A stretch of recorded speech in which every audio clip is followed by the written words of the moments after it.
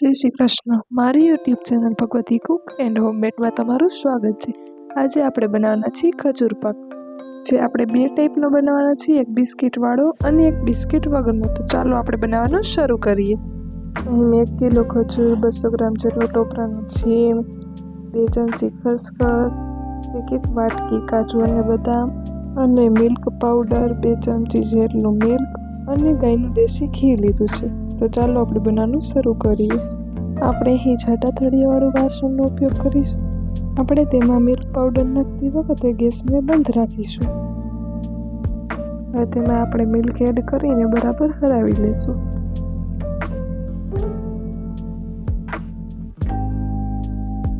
બરાબર હલાવ્યા બાદ તેને આપણે ગેસમાંથી ધીમી આંચે હલાવી લેશું ફરી પાછું, જેથી કરીને આપણું મિલ્ક પાવડર મલાઈ જેવું બની જાય. હવે આપણી મલાઈ બનીને તૈયાર છે, તમે જોઈ શકો છો.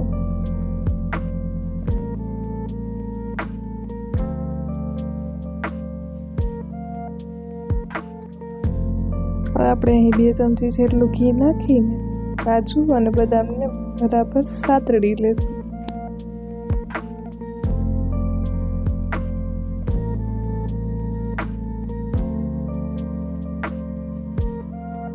તમે જોઈ શકો છો કાજુ અને બદામનો કલર ચેન્જ થઈ ગયો છે.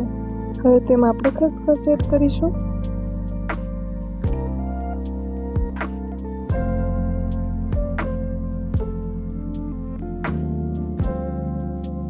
ત્યારબાદ આપણે તેમાં ટોપરાનું છીણ એડ કરીશું. છીણ અહીં આપણે અડધું જ એડ કરવાનું છે.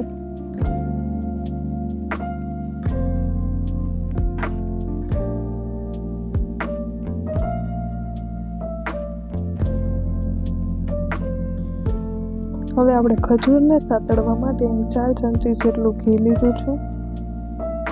થોડી વાર ગરમ થઈ જાય ત્યારબાદ તેમાં આપણે ખજૂર એડ કરી દઈશું.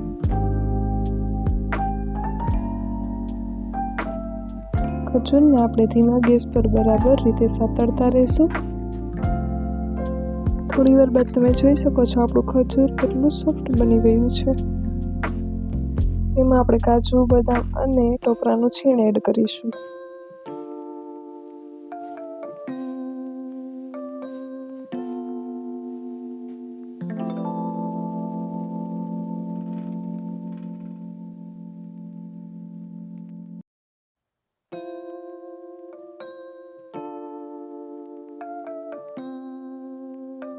આપણે તે બધી વસ્તુને સરખી રીતે મિક્સ કરી લેશું. હવે તેમાં આપણે 1 ચમચી સૂંઠ પાવડર એડ કરીશું.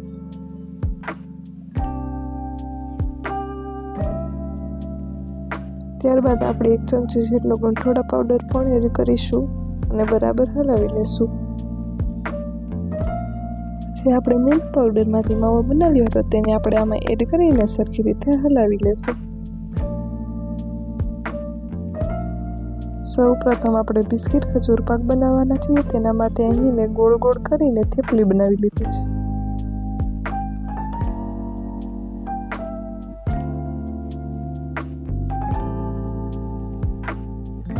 આવી આપણે 3 થેપલી બનાવીશું.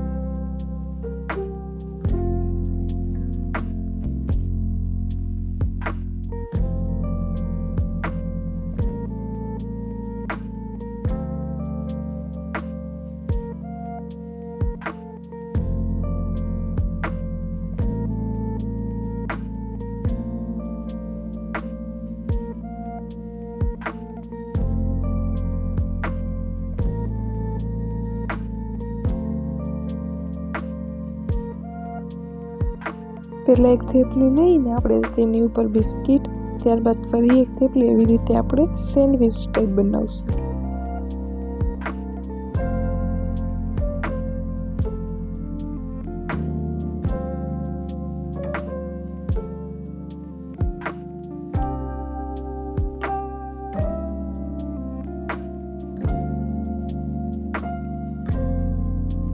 ત્યારબાદ આવી રીતે આપણે ગોળ ગોળ કરી લેશું.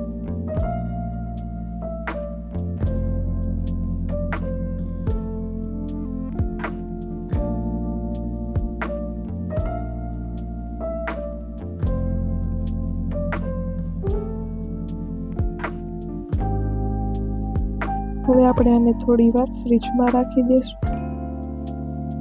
થોડીવાર બાદ આપણે તેના આ રીતે 4 કટકા કરી લેશું. તમે ઉપરથી સ્પ્રેડ કરેલું ટોપરાનું છીણ સ્કીપ પણ કરી શકો છો.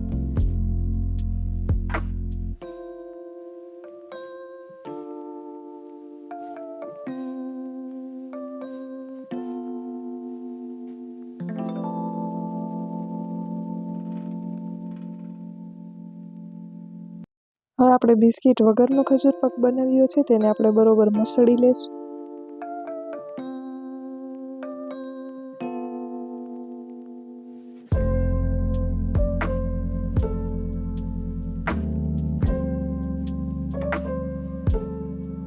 હવે અહીં આપણે ટોપરાનું છીણ અને 1 ચમચી જેટલું ખસખસ એડ કરીશું.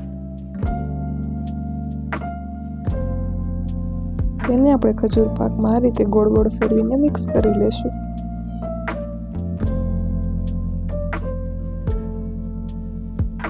હવે આપણે તેને આ રીતે નાના નાના પીસ કરી લેશું.